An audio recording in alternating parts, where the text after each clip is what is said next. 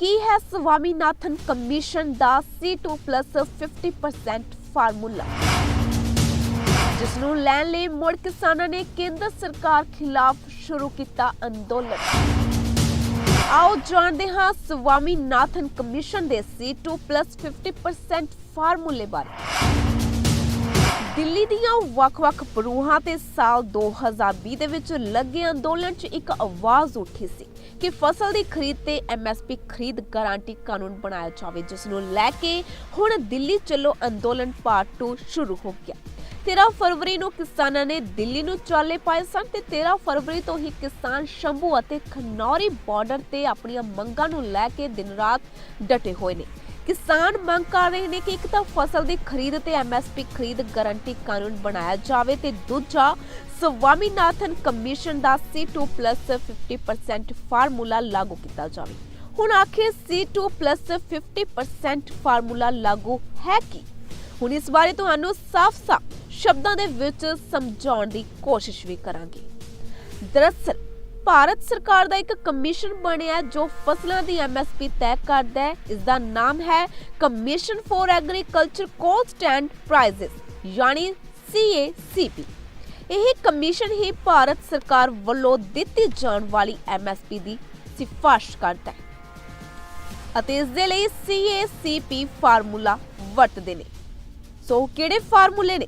ਸਭ ਤੋਂ ਪਹਿਲਾਂ ਫਾਰਮੂਲੇ ਦੀ ਗੱਲ ਕਰਾਂਗੇ A2 ਤੇ ਦੂਜਾ ਫਾਰਮੂਲਾ A2+FL ਤੇ ਤੀਸਰਾ ਫਾਰਮੂਲਾ ਹੈ C2।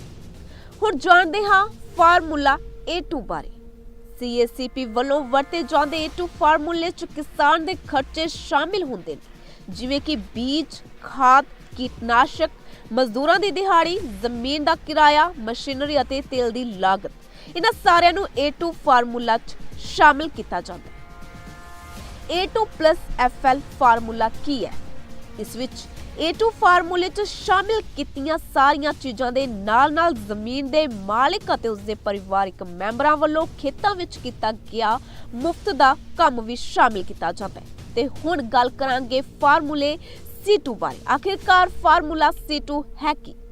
ਇਸ ਵਿੱਚ A2+FL ਫਾਰਮੂਲੇ 'ਚ ਸ਼ਾਮਿਲ ਸਾਰੀਆਂ ਚੀਜ਼ਾਂ ਦੇ ਨਾਲ-ਨਾਲ ਜੇਕਰ ਆਪਣੀ ਜ਼ਮੀਨ ਹੈ ਤਾਂ ਉਸ ਦਾ ਕਿਰਾਇਆ ਅਤੇ ਫਿਕਸਡ ਕੈਪੀਟਲ ਤੇ ਦੇਣਯੋਗ ਵਿਆਜ ਸ਼ਾਮਿਲ ਹੈ।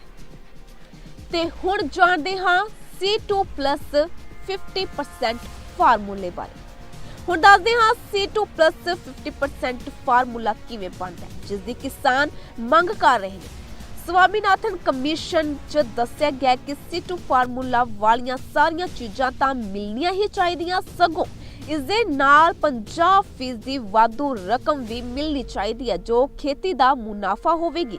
ਕਿਸਾਨ ਘੱਟੋ ਘੱਟ ਸਮਰਥਨ ਮੁੱਲ ਤੈਅ ਕਰਨ ਲਈ ਮੌਜੂਦਾ ਪ੍ਰਣਾਲੀ ਤੋਂ ਖੁਸ਼ ਨਹੀਂ। ਉਹਨਾਂ ਦਾ ਕਹਿਣਾ ਹੈ ਕਿ ਇਸ ਨਾਲ ਉਹਨਾਂ ਦਾ ਖਰਚਾ ਵੀ ਪੂਰਾ ਨਹੀਂ ਹੁੰਦਾ। ਇਸ ਲਈ ਕਿਸਾਨਾਂ ਦੀ ਵਿੱਤੀ ਹਾਲਤ ਸੁਧਾਰਨ ਲਈ ਕੇਂਦਰ ਸਰਕਾਰ ਨੇ 18 ਨਵੰਬਰ ਸਨ 2004 ਨੂੰ ਇੱਕ ਕਮਿਸ਼ਨ ਦਾ ਗਠਨ ਕੀਤਾ ਸੀ। ਬਾਅਦ ਵਿੱਚ ਇਹ ਸਵਾਮੀਨਾਥਨ ਕਮਿਸ਼ਨ ਦੇ ਨਾਮ ਨਾਲ ਪ੍ਰਸਿੱਧ ਹੋਇਆ।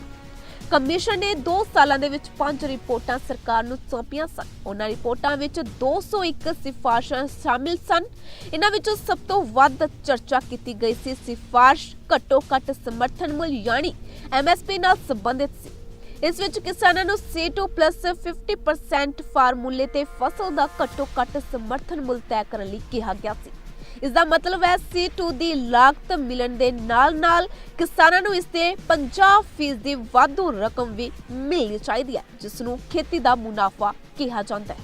ਤੇ ਕਿਸਾਨ ਚਾਹੁੰਦੇ ਨੇ ਕਿ ਘੱਟੋ ਘੱਟ ਸਮਰਥਨ ਮੁੱਲ ਤੈਅ ਕਰਨ ਲਈ ਸਵਾਮੀਨਾਥਨ ਕਮਿਸ਼ਨ ਦਾ ਫਾਰਮੂਲਾ C2+ 50% ਲਾਗੂ ਕੀਤਾ ਜਾਵੇ। ਅਸਲ ਵਿੱਚ ਕਿਸਾਨ ਇਸ ਲਈ ਵੀ ਨਾਰਾਜ਼ ਨੇ ਕਿਉਂਕਿ MSP ਤੈਅ ਕਰਨ ਲਈ ਸਵਾਮੀਨਾਥਨ ਕਮਿਸ਼ਨ ਦੀਆਂ ਸਿਫਾਰਸ਼ਾਂ ਦੀ ਰਿਪੋਰਟ ਨੂੰ ਲਾਗੂ ਕਰਨਾ ਮੌਜੂਦਾ ਸਰਕਾਰ ਦਾ ਚੋਣ ਵਾਅਦਾ ਰਿਹਾ। ਸਾਲ 2018 ਦੇ ਵਿੱਚ ਸਰਕਾਰ ਨੇ ਇਹ ਵੀ ਦਾਅਵਾ ਕੀਤਾ ਸੀ ਕਿ ਉਸਨੇ ਸਵਾਮੀਨਾਥਨ ਕਮਿਸ਼ਨ ਦੀਆਂ ਸਿਫਾਰਸ਼ਾਂ ਲਾਗੂ ਕਰ ਦਿੱਤੀਆਂ, ਪਰ ਇਸ ਦੀ ਅਜੇ ਵੀ ਕਿਸਾਨਾਂ ਦੇ ਵੱਲੋਂ ਉਡੀਕ ਕੀਤੀ ਜਾ ਰਹੀ ਹੈ।